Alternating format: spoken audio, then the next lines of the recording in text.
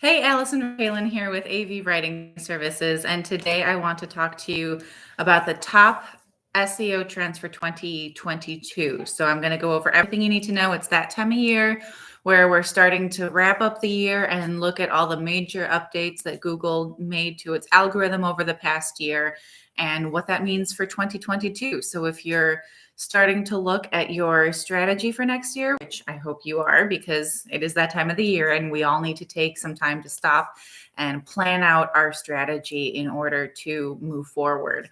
So that said, let's get right into it. What are the top trends going to be for next year?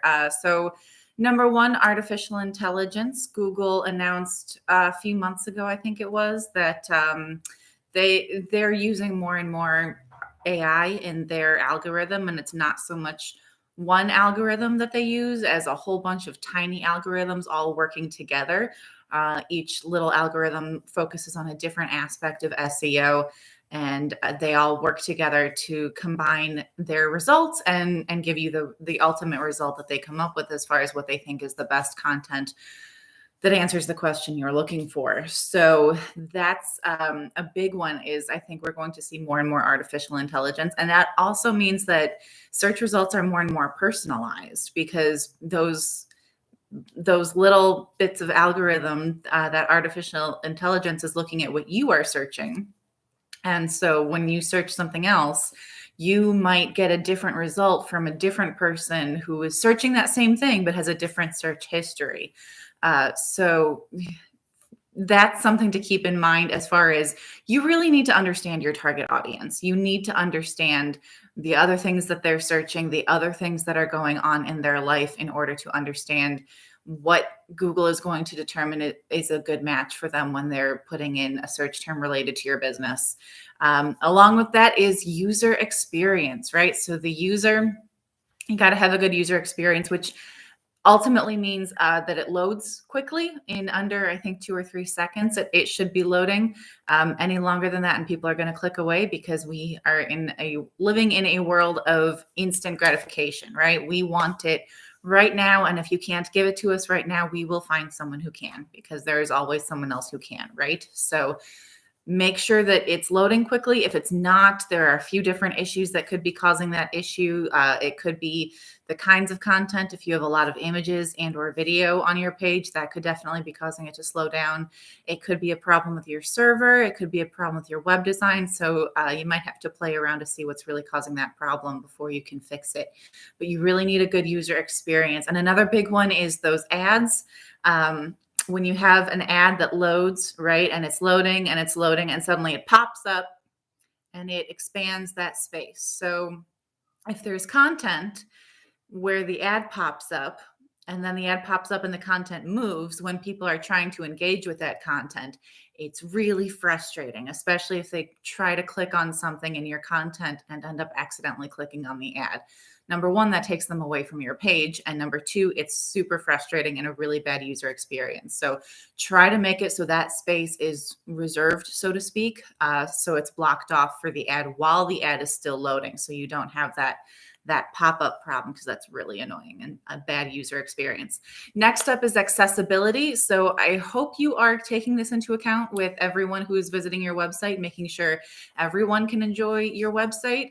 If they can't read your content, make sure there is audio. If again, it could be that they're blind, it could be that they're dyslexic, and maybe reading is just really hard for them. So include some audio. And by the same token, when you have audio, you want to include captions to make sure that people can actually read your content instead of listening to it. So if they can't hear you, they can read it. So keep that in mind when you're creating your content, and also your logo, your color scheme. If you have, two colors that are primary colors, the red and green, for example, you might have people who are a certain kind of colorblind who just can't tell the difference between red and green. So if you have those as in your logo up against each other, it's just going to be one gray block to someone who's colorblind. So keep all those things in mind, because Google is starting to take that into account in SERPs. So next up, voice search. This is not new, but it is growing. It is a continuing trend. I probably talked about this last year because it has been around for a while, but it's gaining in popularity. In 2022, Approximately 58% of users are going to use voice search to find small businesses, and they primarily use virtual assistants to do that, such as Alexa and Siri. So voice search is huge. That means you have to format your keywords and your questions the way people are verbally asking them, which can change from how they type it into a keyword. So just keep that in mind. Next up, bad news, longer form content. It keeps getting longer and longer. I know last year I said that the average piece of content to show up on the first page of Google was, I think, around 1,750 words, thereabouts. I think that's still true, more or less. But according to the latest research, the blog posts that generate the most shares, that get the most traffic, are closer to 3,000 words each. You heard that right, 3,000. So if you're writing it up in a Word document, that's like 6 pages. So it's that really long, in-depth content that people are looking at, that Google is looking at, and people are really engaging with it, and they're more likely to read that content and to share it with their followers and their audience. So I know it's not great news, but longer form content is where it's at. Next up, video. Again, not new, but it is a continuing trend. Again, Google cannot yet read the audio or video files, but that's another reason to get your captions in there, is because Google can read those captions. Your description, your title of your videos should always be optimized with those keywords so that Google can figure out where to put your content, which searches to match it up with. Also, YouTube is huge for video, and don't forget that Google owns YouTube. So if you have something like a YouTube tutorial and someone is searching for it over on Google, Google will absolutely bring up that YouTube video, because Google likes traffic on YouTube as much as it does on its own browser, for that reason. So if you are not already using video, also people love video. We are visual creatures. We like seeing real faces and hearing real voices. So if you are not already using video for your content strategy, that is absolutely something you need to be doing yesterday. Next up, appearance matters. So it's not just where you show up in online searches, it's also how you show up. What does it look like? If you can get Google to show a little more of your content, that is so helpful, because that will pop out in the search results, and people are going to be much more likely to click on that rather than clicking on the top result. And along with that idea is the featured snippet, or position 0.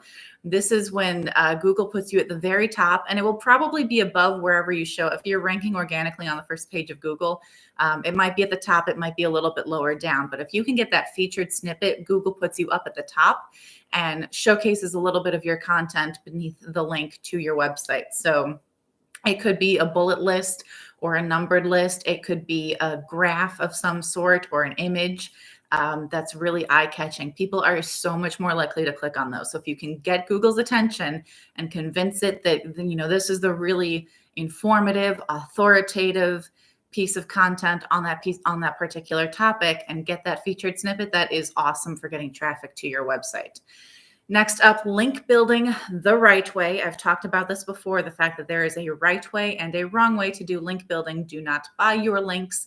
Make sure that people linking back to your website are high quality websites. And if they are not high quality, you can manage that with an SEO tool such as SEMrush.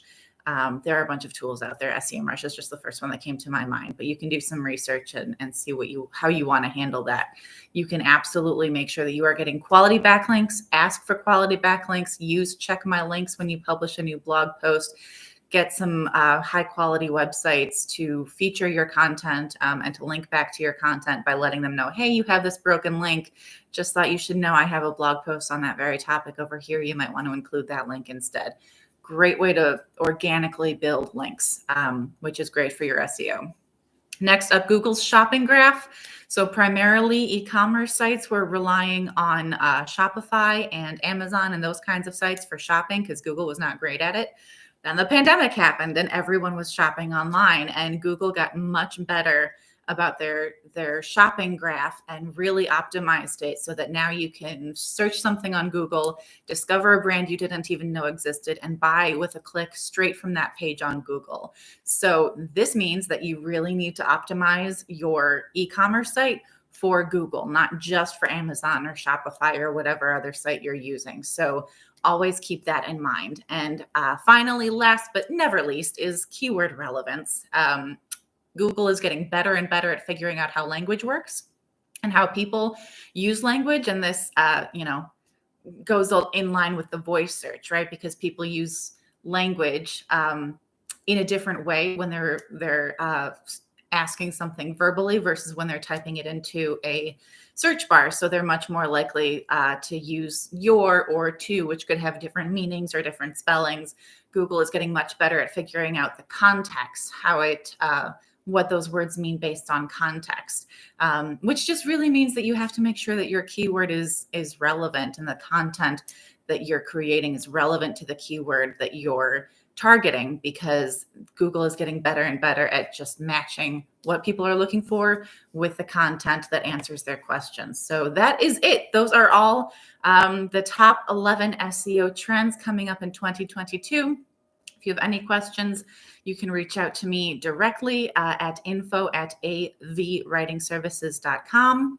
And if you want to check out my other content, my other tips and tricks for SEO and blogging and content marketing, that is all over at avwritingservices.com. I have a ton of content answering all kinds of questions like this one. So otherwise, have a great week and happy blogging, everyone.